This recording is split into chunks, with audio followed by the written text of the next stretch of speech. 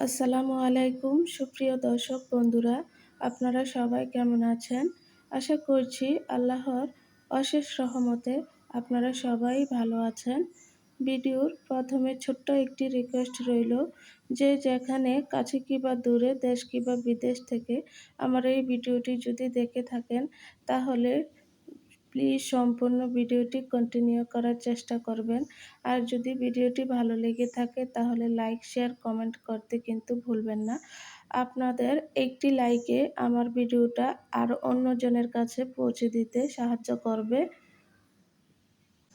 বন্ধুরা, আমি কিন্তু অনেক অসুস্থ, তারপরও অনেক কষ্ট করে ভিডিও বানাই আপনাদের ভালোবাসা পাবো বলে। প্লিজ আমাকে নৈরাশ করবেন না।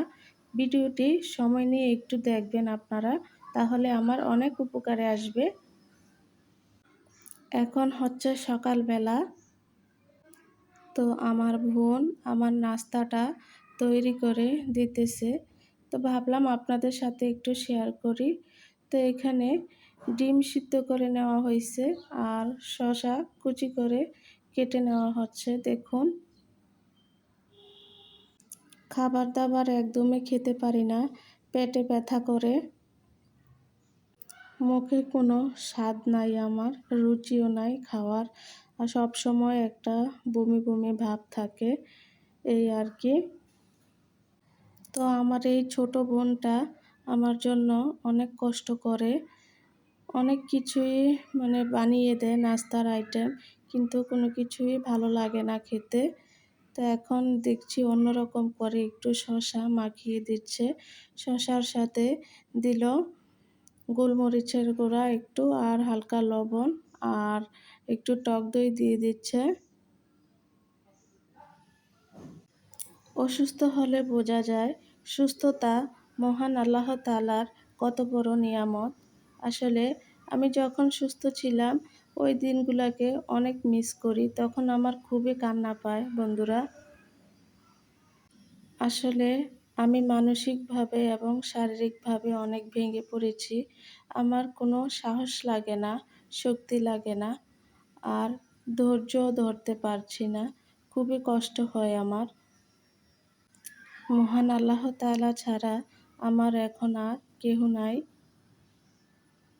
কে যে কখন কার আগে কে দুনিয়া ছেড়ে চলে যায়, একমাত্র মহান আল্লাহ তাআলাই ভালো জানে। আসুন আমরা একবার তওবা পড়ে নেই। বিসমিল্লাহির রহমানির রহিম। আস্তাগফিরুল্লাহ রব্বি মিন কুল্লি যানবি ওয়া আতুবু ইলাইহি লা হাওলা ওয়ালা কুওয়াতা ইল্লা বিল্লাহিল আলিয়্যিল আযীম। তওবা ইলাল্লাহ, তওবা ইলাল্লাহ, তওবা ইলাল্লাহ, তওবা ইয়া রব্বি, লা ইলাহা ইল্লাল্লাহু মুহাম্মাদুর রাসূলুল্লাহি সাল্লাল্লাহু আলাইহি ওয়াসাল্লাম।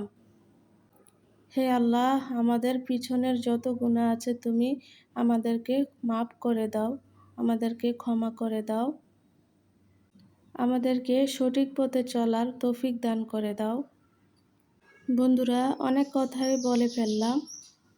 এদিক দিয়ে বলতে বলতে দেখি আমার আম্মা রান্না বান্নাও করে নিয়েছে, তার ফাঁকে আমি নাস্তাটাও খেয়ে নিয়েছি অফ ক্যামেরায়। তো এখানে দেখুন শিং মাছ দিয়ে আর লাউ দিয়ে রান্না করা হয়েছে, চিকেনও রান্না করা হয়েছে। আজকের মতো এখানেই বিদায় নিচ্ছি। আমার ভিডিওটি যদি আপনাদের কাছে একটু ভালো লেগে থাকে তাহলে প্লিজ লাইক, শেয়ার, কমেন্ট করতে ভুলবেন না। সবাই ভালো থাকবেন, সুস্থ থাকবেন। আল্লাহ হাফেজ।